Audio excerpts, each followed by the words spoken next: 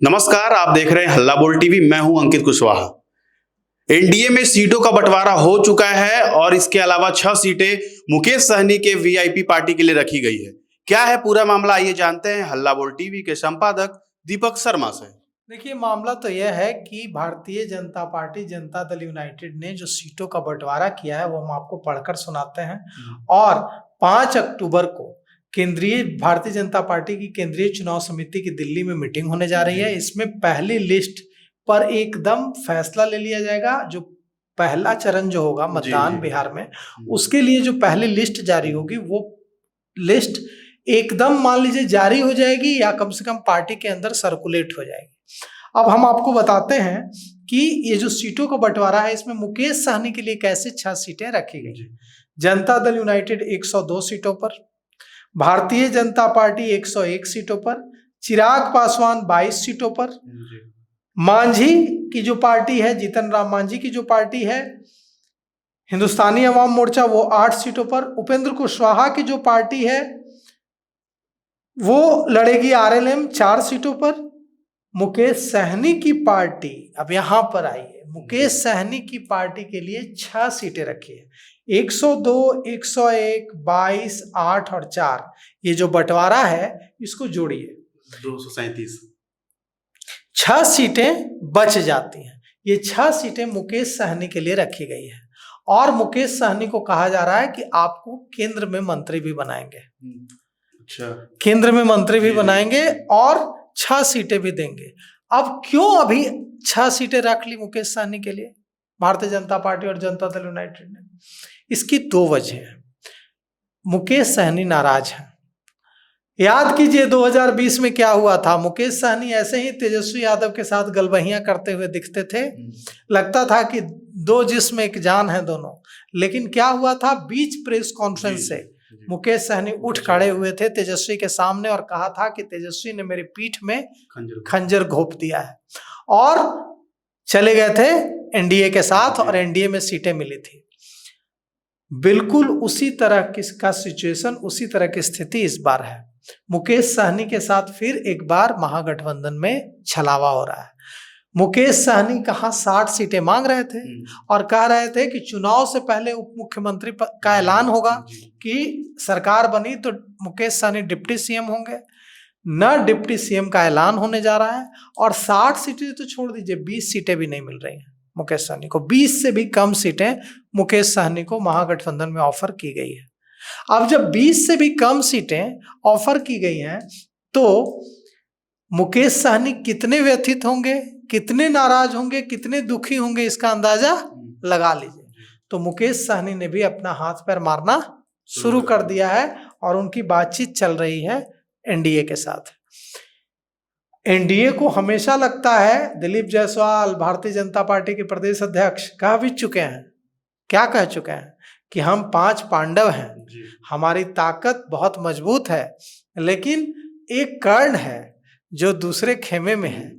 ये कर्ण अगर हमारे साथ आ जाए तो इन पांडवों की ताकत ऐसी हो जाएगी जिसके हराना तो दूर, जिसका सामना भी कोई नहीं कर पाएगा। तो ये जो कर्ण है ना, ये वहां खुश नहीं है। कर्ण जो है पलटी, महाभारत की लड़ाई में तो कर्ण ही मुकेश सहनी है। कर्ण ही मुकेश सहनी है। तो अब सवाल ये उठता है कि महाभारत की लड़ाई में तो कर्ण ने पलटी नहीं मारी थी। कर्ण मारे गए थे, वीर गति को प्राप्त हुए थे, लेकिन वहीं रह गए थे। लेकिन यहाँ जो कर्ण है मुकेश सहनी, सन ऑफ मल्लाह, इनका डोल रहा है दिमाग। इनको लग रहा है कि क्या हासिल कर लेंगे यहाँ 15-16 सीटें पाकर। तो इसीलिए मुकेश सहनी के लिए 6 सीटें रखी गई हैं और मुकेश सहनी को 6 सीटें दी जाएंगी। अगर वे कर्ण आ जाता है पांडवों के साथ तो 6 सीट। देखिए, मुकेश सहनी जितने ज्यादा लाभकारी, फायदेमंद नहीं है महागठबंधन के लिए, उससे ज्यादा लाभकारी हैं एनडीए के लिए। महागठबंधन में जब मुकेश सहनी जाते हैं तो मल्लाहों का 100% वोट महागठबंधन को नहीं मिलता है, डिवीजन होता है। कुछ वोट एनडीए को मिलता है, कुछ वोट 50-50 का डिवीजन हो जाता है। 50% वोट एनडीए को, 50% वोट महागठबंधन। लेकिन अगर सन ऑफ मल्लाह के नाम से मशहूर मुकेश सहनी आ जाते हैं एनडीए में, तो मल्लाहों का पूरा 100% वोट एनडीए को मिल जाएगा। क्यों? क्योंकि मल्लाहों की लड़ाई रहती है यादवों से घाटों को लेकर। जहां भी घाट, मल्लाह सीधे सीधे नदियों के घाट से जुड़े हुए हैं, और वहां उनकी लड़ाई किससे होती है?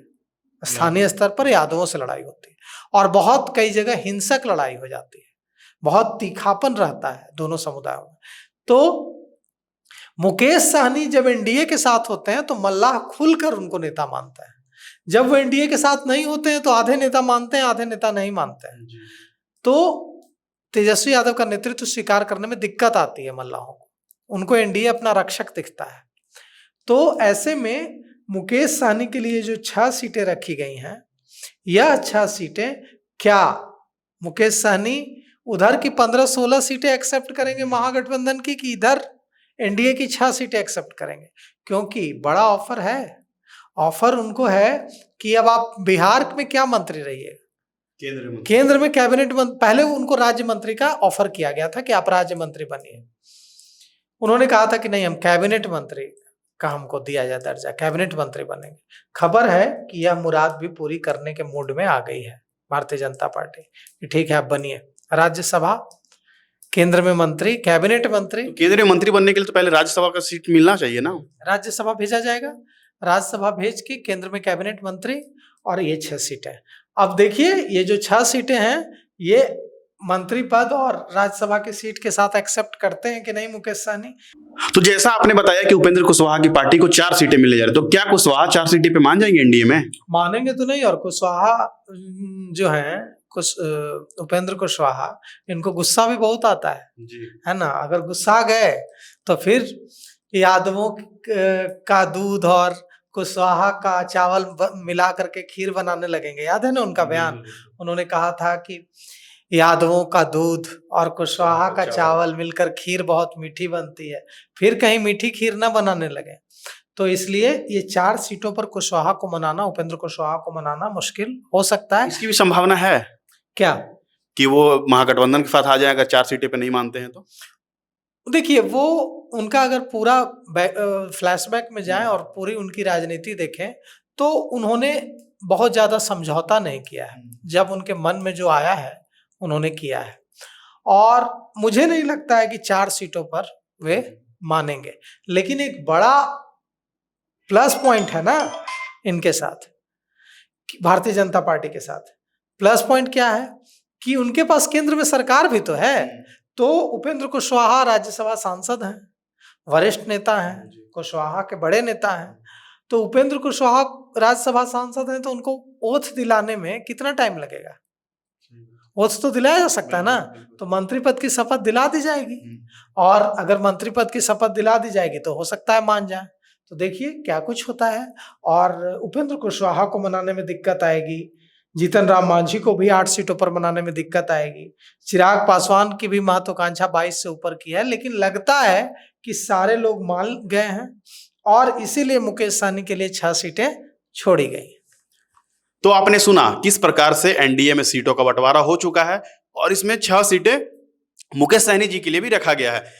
आप आगे देखना दिलचस्प होगा, क्या मुकेश सहनी महागठबंधन छोड़ के एनडीए में आएंगे, क्योंकि उनको ऑफर दिया गया है राज्यसभा सांसद के साथ साथ एक केंद्रीय मंत्री का भी। तो आप क्या सोचते हैं, अपनी राय कमेंट बॉक्स में जरूर दें। आगे की खबरों के लिए बने रहें हल्ला बोल टीवी के साथ। शुक्रिया।